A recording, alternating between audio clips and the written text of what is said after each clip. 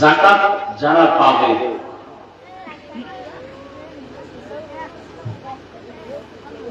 তাদের কাছে পৌঁছাইয়া দেওয়াটা ফরজ। যাকাত তাদের কাছে পৌঁছাইয়া দেওয়া ফরজ, তারা খুঁজে নেওয়া ফরজ না, তাদের কাছে পৌঁছাইয়া দেওয়া ফরজ। তারা যাকাত না নিলে তাদের গুনাহ নাই, আমি না দিলে আমার গুনাহ। যাকাত যদি যারা পাওনা না এরা না নিলে কি নাই, আমি যাকাত দেনেওয়ালা, আমি না দিলে আমার গুনাহ। এজন্য যাকাত দেওয়া ফরজ না, আদায় করা ফরজ। যাই হোক, তাহলে যাকাত মানুষকে দেখানোর সুযোগ আছে না নাই? তেলাওয়াত মানুষকে দেখানোর সুযোগ আছে, নামাজও সুযোগ আছে, হজ সুযোগ আছে না নাই মানুষকে দেখানোর জন্য। কিন্তু রোজা একমাত্র কার জন্য? মানুষকে দেখানোর কোন সুযোগ আল্লাহ পায়। এই জন্য এটার পুরস্কারও আলাদা। কি পুরস্কার? বলেন, পুরস্কার আমি আল্লাহ নিজে। পুরস্কার আমি আল্লাহ নিজে। আসসাউলি ওয়া আনা আজজি বিহি, এক তরজমা হলো এর পুরস্কার, নামাজের পুরস্কার ফেরেশতার মাধ্যমে লিখে দিলাম, দিয়া দাও। যাকাতের পুরস্কার লিখে দিলাম, দিয়া দাও। তেলাওয়াতের পুরস্কার লিখে দিলাম, দিয়া দাও। হজের পুরস্কার লিখে দিলাম, দিয়া দাও। কিন্তু রোজার পুরস্কার লেখা নাই। আমি আল্লাহ রোজাদারকে কাছে আইনা আমার হাতে ডাইরেক্ট দিব। ব্যবধান আছে না নাই? আর এক তরজমা হলো আস-সাওমু লি ওয়া আনা উজজা বিহি, তার মানে হলো কোন দেওয়া দেই নাই। এই রোজাদার, আমি তোর হয়ে গেলাম, আমি তোর। কথা বুঝেন নাই? আরো সহজ ভাবে এভাবে বলা যায় যে রোজাদার তুমি আমার, আমি আল্লাহ হয়ে গেলাম তোমার। রোজাদার তুমি আমার, আমি আল্লাহ তোমার। তুমি আমার, আমি তোমার, এর থেকে আর বড় পাওয়ার কিছু আছে? এর থেকে আর বড় হাদিয়া কিছু আছে? এর থেকে বড় পুরস্কার আর কিছু আছে? নামাজের বেলায় বলা হয় না তুমি আমার, আমি তোমার। যাকাতের বেলায় বলা হয় না তুমি আমার, আমি তোমার। রোজার বেলায় আল্লাহ বলেন, ও রোজাদার তুমি আমার, আমি তোমার। কোন রোজাদার? যে রোজাদার রোজাও রাখে, ক্যারাম বোর্ড খেলে, এরকম রোজাদার এই জমিনে নাই। রোজাদার রোজা রাখিয়াও গালাগালি করে, এরকম নাই। রোজাদার রোজা রাখে লুডু খেলে। কি সত্য কথা বলেন না কেন? রোজাদার রোজা রাখে তারাবি পড়ে না, নাই? রোজাদার রোজা রাখিয়া মোবাইলে গেমস খেলে। রোজাদার রোজা রাখে মোবাইলে ছবি দেখে। এমন রোজাদারকে আল্লাহ বলবে তুমি আমার, আমি তোমার। হ্যাঁ, বড় কঠিন। কিন্তু আল্লাহ ওয়াদা, নামাজিকে আল্লাহ বলবেন না তুমি আমার, আমি তোমার। তেলাওয়াত করনেওয়ালাকে আল্লাহ বলেন নাই তুমি আমার, আমি তোমার। হজ করনেওয়ালাকে বলেন না তুমি আমার, আমি তোমার। রোজাদারকে বলে তুমি আমার, আমি তোমার। তবে কোন রোজাদার, এটাও বড় চিন্তার বিষয়। কত রোজাদার রোজা রাখে, চোখ দিয়া গুনাহ করে, রোজা রাখে হাত দিয়া গুনাহ করে, রোজা রাখে জবান দিয়া গুনাহ করে, রোজাও রাখে কানের মধ্যে গুনার আওয়াজ, রোজাও রাখে অন্যায় কোনটা বাদ নাই। এমন রোজাদারকে আল্লাহ বলবেন না তুমি আমার আমি তোমার। কোন রোজাদারকে বলবেন তুমি আমার আমি তোমার?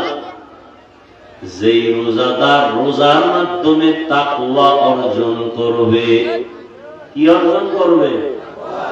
হরকে দারত খৌফে হক দরদিল মাদাম জন্নতুল মাওয়া দেহত ওরা মাকাম জুজবা হকছি যে মখাজ ইনসুজা ফজলে উয়া মস্ত দর জুমলা জাহা। তাকওয়া অর্জনকারী রোজাদারকে আল্লাহ বলবেন তুমি আমার আমি তোমার। তাকওয়া মানে গুনাহ থেকে নিজেকে বাঁচানো। ভালো করে মনে রাখবেন, বেশি বেশি বেশি বেশি নামাজ পড়ার নাম তাকওয়া না, বেশি বেশি জিকির করার নাম তাকওয়া না, বেশি বেশি তাসবিহ টানার নাম তাকওয়া না, বেশি বেশি বেশি বেশি তেলাওয়াত করার নাম তাকওয়া না, বেশি বেশি বেশি বেশি তাসবিহ পড়ার নাম তাকওয়া না।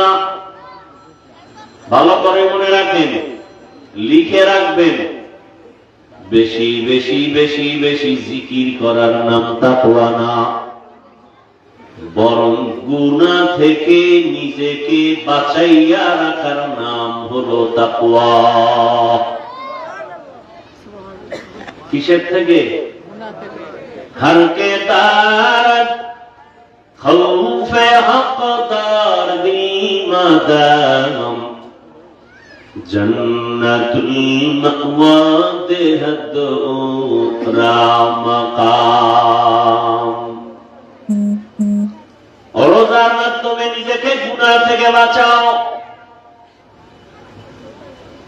যেমন পেটের ভেতরে ক্ষুধা, সামনে খানাও প্রস্তুত, পেটে ক্ষুধাও আছে, ইফতারির বাকি আছে এখনো আধা ঘন্টা, সামনে ইফতারির খানাও রেডি, পানিও রেডি, পিপাসাও আছে, ক্ষুধাও আছে, এরপরেও রোজাদার খায়নি কেন?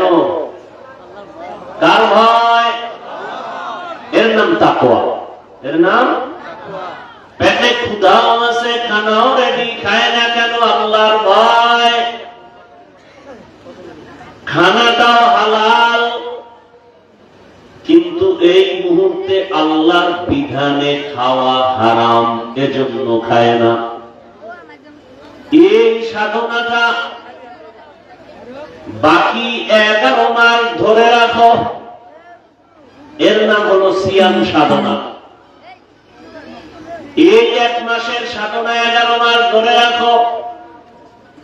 পেটে ক্ষুধা আছে, খানাও রেডি, খানাও হালাল, খাই না কেন? এই মুহূর্তে আল্লাহর বিধানে খানাটা খাওয়া হারাম, এজন্য খাই না। বাকি 11 মাস সব বিষয়ে যদি এই নীতি অনুযায়ী চলা যায়, বহু জিনিস হাতের সামনে আছে, ধরার আগে চিন্তা করতে হবে ধরি না কেন, আল্লাহর বিধানে ধরা হালাল না হারাম, চিন্তা করব তারপরে ধরব। আল্লাহর বিধানে যদি ধরা হারাম হয় ধরব না, হালাল হলে ধরব। আল্লাহর বিধান মতে যদি দেখা হালাল হয় দেখব, আল্লাহর বিধানে যদি হারাম হয় দেখব না।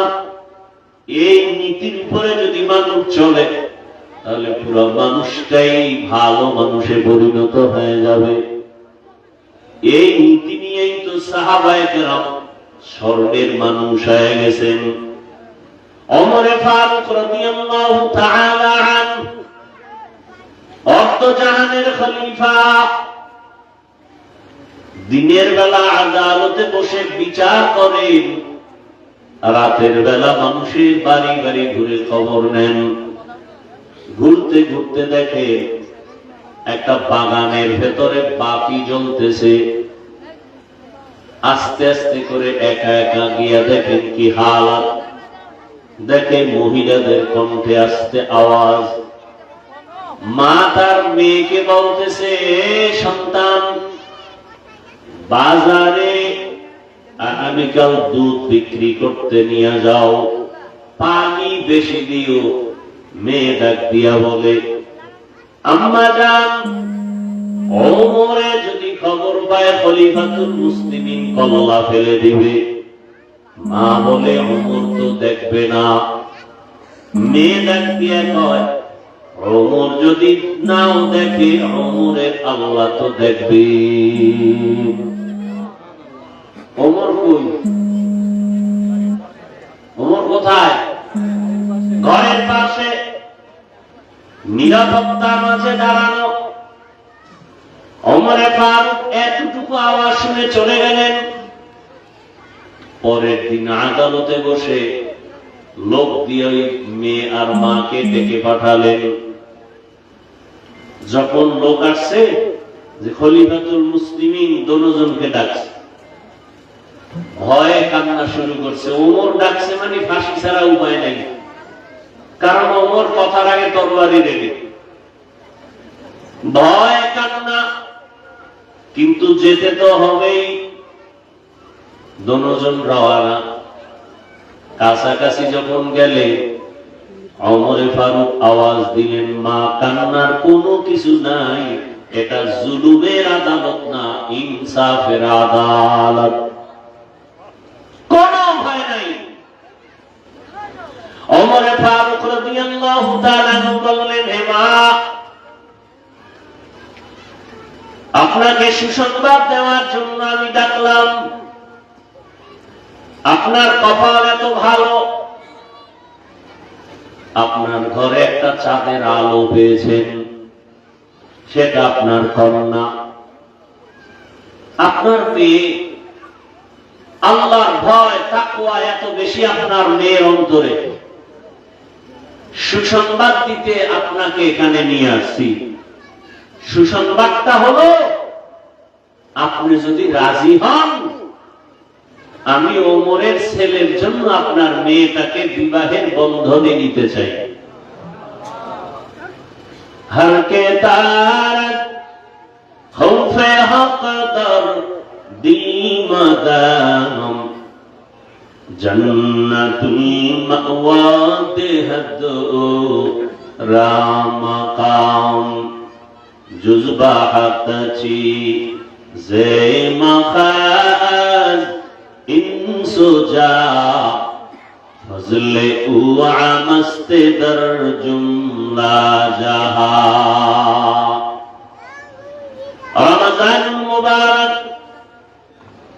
আমাদেরকে এই শিক্ষা দেয়, তাকওয়া অর্জন করো, তার মানে গুনাহ থেকে নিজেকে বাঁচাও। যদি তাকওয়া অর্জন করতে পারো, আল্লাহ তাআলা বলবেন, রোজাদার তুমি আমার, আমি তোমার। রোজা শেষের দিকে মাগফিরাত চলতেছে। এখন আমরা সবাই রোজাদার। উলামায়ে কেরাম লেখছেন, 6টা গুণ ঠিক রেখে যদি রোজা রাখি, তাহলে আমাদের রোজাটা হবে তাকওয়াওয়ালা রোজা। কয়টা গুণ ভাই? 1 নম্বরে চোখের রোজা, অর্থাৎ খানা থেকে যেমন পেটকে বাঁচায় রাখছি, ঠিক গুনাহ থেকে চোখকে বাঁচায় রাখতে হবে। এখন আজকে রোজা কতটা ভাই? 18টা। একটু হিসাব করেন তো, আপনার আমার চোখ দুটোকে গুনাহ থেকে বাঁচাইতে পারলাম কতটুকু, হিসাবটা নিজে মিলাই নিলেই হয়। চোখের রোজা কতটুকু আদায় করতে পারলাম। যদি আপনার অন্তর, আপনার বিবেক বলে আমি চোখের ক্ষেত্রে দুর্বল, আমি চোখের রোজা আদায় করতে পারি নাই, তাহলে আপনার পরিপূর্ণ রোজার হক আদায় হয় নাই। পরিপূর্ণ রোজার হক আদায় হয় নাই। এখনো সময় আছে। বলে কি করার? বলে তওবা করা। মাগফিরাত মানে কি? গুনাহ থেকে ক্ষমা চেয়ে মাফ হওয়া, গুনাহমুক্ত হওয়া। এখনো সময় আছে। চোখের গুনাহ থেকে এখনো পবিত্র হওয়া। খানা থেকে যেমন পেটটাকে বাঁচায় রাখছেন, চোখ দুইটাকে গুনাহ থেকে বাঁচাতে হবে। 2 নাম্বার, জবানটাকে গুনাহ থেকে বাঁচাতে হবে। গালাগালি থেকে জবানকে বাঁচাবেন, গীবত থেকে জবানকে বাঁচাবেন, মিথ্যা কথা বলা থেকে জবানকে বাঁচাবেন। এরপরে কানকে বাঁচাবেন। মিথ্যা কথা বলা যেমন হারাম, মিথ্যার আওয়াজ কানে নেওয়াও হারাম। গীবতের কথা বলা যেমন হারাম, গীবতের কথা কানে নেওয়াও হারাম। গালি দেওয়া যেমন হারাম, গালির কথা কানে নেওয়াও হারাম। আমার বলার দায়িত্ব, মানবেন কিনা সে দায়িত্ব আপনার। আপনি মানবেন না, এই জন্য আমি বলবো না। হ্যাঁ, এই 6টা গুণ ঠিক রাখতে পারলে আপনার রোজা হবে তাকওয়াওয়ালা রোজা। আর এমন রোজাদারকে আল্লাহ বলবেন তুমি আমার, আমি তোমার, তার মানে তুমি বিনা হিসাবে জান্নাতি।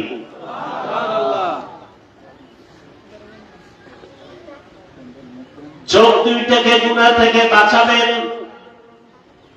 জবানটাকে গুনাহ থেকে বাঁচাবেন, হাত দুইটাকে গুনাহ থেকে বাঁচাবেন। হাতের দ্বারা গুনাহ হয় না? কলম নিয়ে যারা উল্টা লিখবেন, মোবাইলের মাধ্যমে যারা লেখেন, এখন আর কালি লাগে না কি? মোবাইলে লিখতে কালি লাগে? যারা অন্যের বদনাম লিখবেন মোবাইলে, ফেসবুকে, বাজে জিনিস লিখবেন আঙ্গুলের দ্বারা, এটাও তো কবিরা গুনাহ। বুঝা গেল আপনার হাতের রোজা ঠিক হয় নাই।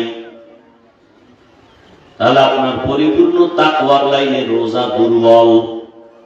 বুঝতেছেন তো? এরপরে হইল আপনার অন্তরের রোজা। কিসের রোজা? হ্যাঁ, আপনি হাত দিয়ে গুনাহ করেন কখন? আপনি চোখ দিয়ে গুনাহ করেন কখন? এগুলোর সব সেন্টার অন্তর। অন্তর থেকে কল্পনা হয়, তারপরে হাত দিয়ে প্রকাশ হয়। অন্তরে বসে বসে কল্পনা করেন কার ব্যাপারে কি লিখবেন, অন্তরে কল্পনা করেন কার ক্ষতি করবেন। এজন্য আল্লাহর কোরআনের আয়াত, কিয়ামতের ময়দানে অন্তরের বিচার হবে। ইন্নাস সামআ ওয়াল বাসারা ওয়াল ফুআদ কুল্লু উলাইকা কানা আনহু মাসউলা।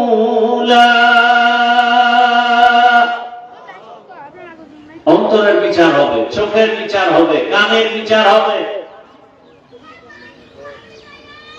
অন্তরে কল্পনা করছেন অন্যায় করার, দেখছেন আপনি অন্তরের নিয়তের দাম কত? আপনি অন্তরে নিয়ত করছেন ওয়াজ মাহফিলে যাবেন, জান নাই, কি করছেন? নিয়ত করছেন, সাথে সাথে একটা নেক লেখা হয়ে গেছে। অন্তরে নিয়ত করছেন তারাবি পড়তে যাবেন, সাথে সাথে একটা নেক লেখা হয়ে গেছে। অন্তরে নিয়ত করছেন আসরের নামাজ পড়বেন, সাথে সাথে একটা নেক লেখা হয়ে গেছে। নিয়ত করার সাথে সাথে। কিন্তু আপনার আল্লাহ কেমন দয়ালু, অন্তরে নিয়ত করছে আপনি একটা গুনাহ করতে যাবেন, জানো নাই, এখন নিয়ত অনুযায়ী তো লেখা দরকার। যারে কলম দিয়ে রাখছেন আল্লাহ, ফেরেশতারেও লিখতে চালাবে না, লেখিস না, লেখিস না।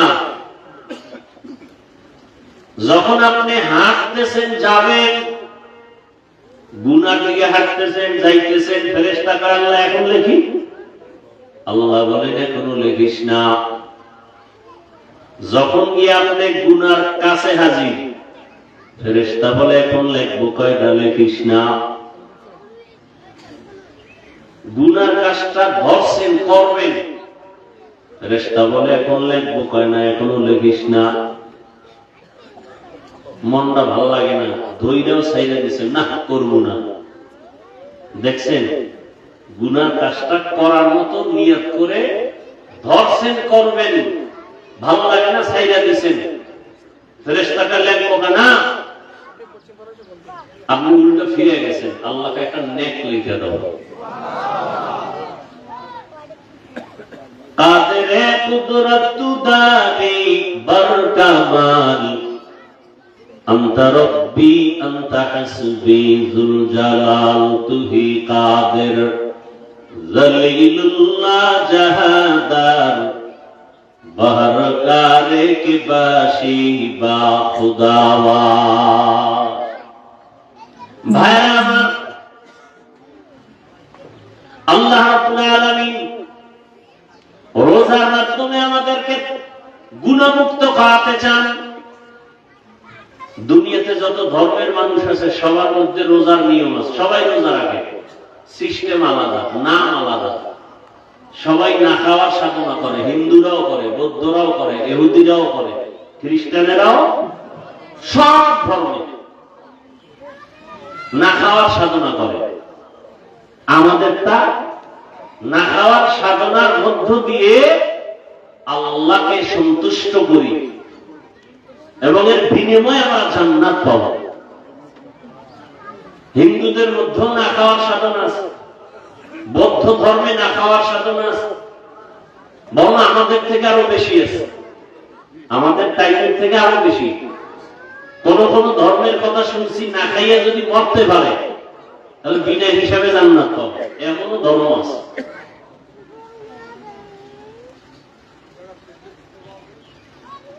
রমজানে অনেক বয়ান, তো যে কটা কথা বললাম, চোখের গুনাহ থেকে বাঁচানো, হাত গুনাহ থেকে বাঁচানো, জবান গুনাহ থেকে বাঁচানো, অন্তর বাঁচানো। এরপরে হলো ইফতারি আর সাহারি হালাল হওয়া। ইফতারি আর সাহারি হালাল, হারাম যদি হয়, দেখেন কেন ভাই, কি তাকওয়া হয়ে গেছে?